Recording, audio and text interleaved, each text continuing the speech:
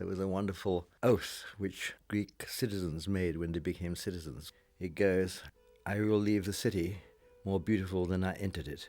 And in that situation, beauty meant everything. It meant both justice as well as aesthetic beauty.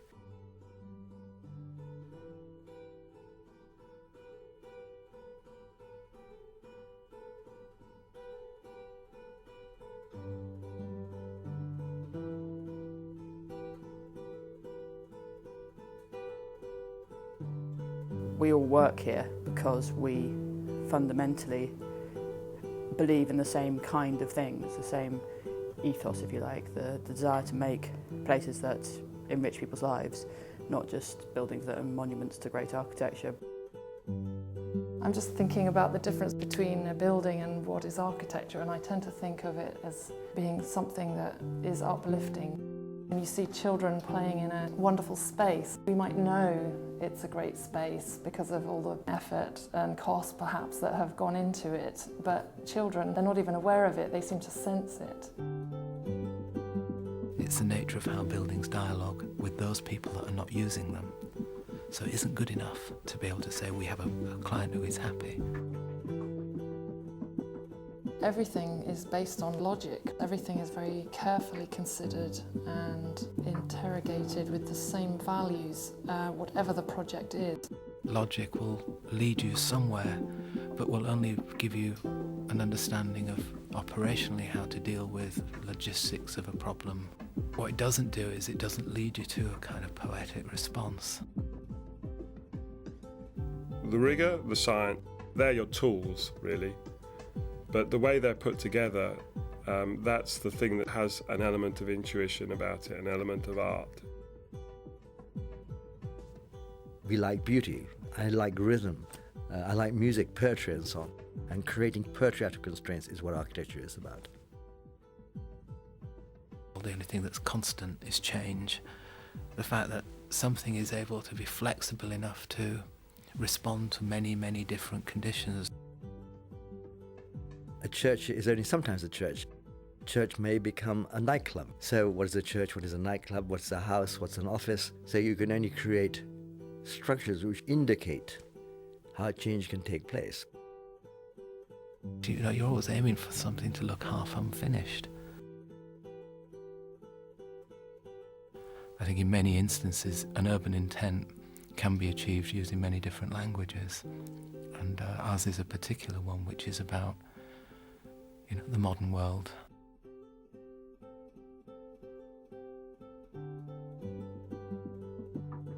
You measure everything against history, that's the past.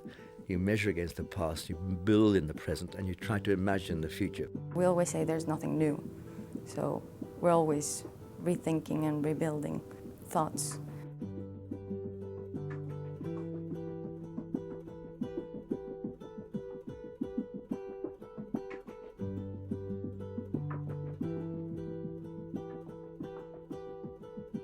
We explore an approach, but that approach, it might begin life as an aspiration, but one still has to give it form, to give it image, to give it geometry and rhythm and scale.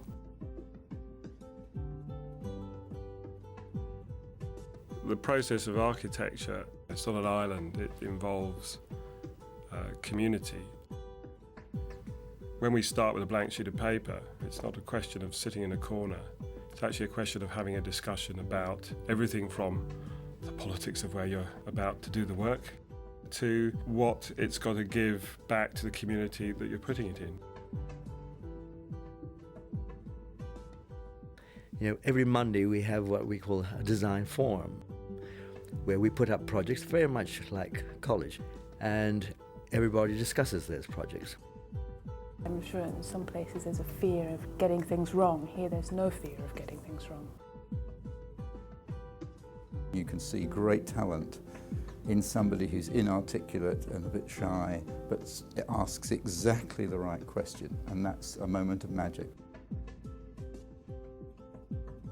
I've never been in an institution where everyone's so positive. And in a funny way, that probably has an influence on the fact that our work has always got this kind of brightness, this sort of lightness of touch.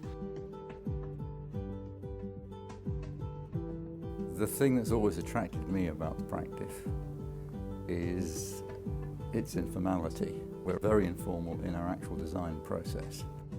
It clearly is well organised, but it's not obsessed with corporate identity. Its identity is its people. It's a positive anarchy, and that when the office works as a positive anarchy, it's phenomenally creative. We're not great slick presenters of things. It all comes from the heart.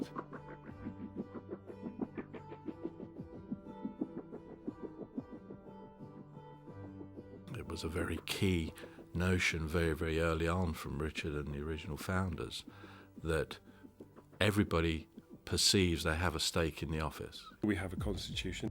The broad headlines are very clear, and they are about being human and having a civic responsibility.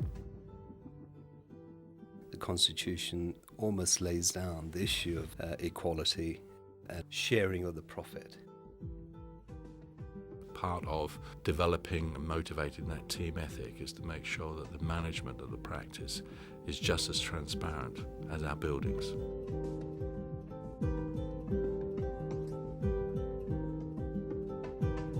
Constitutionally, we give 20% of our profits to charity. We don't do certain works. We do sustainable work. We are not willing to be involved in war work. We're encouraged to cycle to work. We recycle. All of the relatively small things an office can do, but I think more importantly than that, we have a sustainability agenda in the design. We live to live, and work is part of living.